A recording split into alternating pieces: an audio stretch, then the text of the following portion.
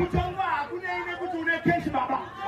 Kana tasina zvekutonga ndezvaMwari anozviita iye mbude.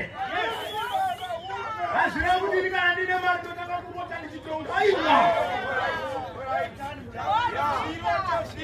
Toba kugadzirisa ndati ndiri advisor.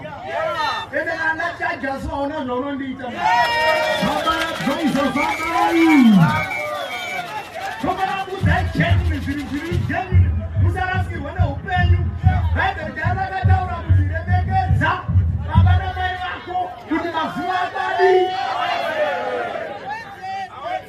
Kwakuzoti baba enyika ukaremekedzwa. Zvinoitika.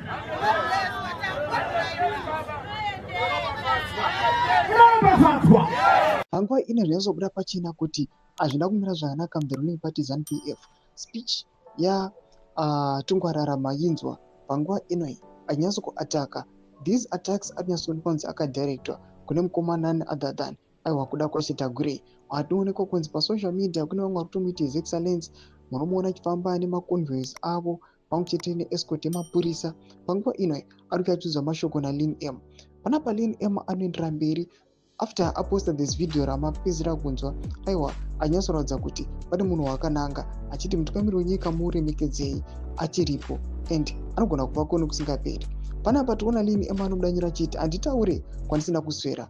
Ana KUTYA MTC ndivo vanokombawo pano. I told you that kuda kwashe Tagwirei and Tungwarara are going head on and the monies have not been paid by Tungwarara because kuda kwashe paid monies half of the money he promised him in the defense of his central committee membership. Manize got angry and took a fee from Tungwarara and he is now clearly dissing kuda kwashe rino gore rekungangurwa. Tuku mashoko anobuda nyogwa panapa achitaurwa naLin M achiti hazvina kumira zvakanaka the ruling party ZANU-PF kune vari kuhedhana panguva ino. Tudze mafungiro enyu moti kudii pamusoro pechitiko ichi. Subscribe or like, cheta on the bell icon.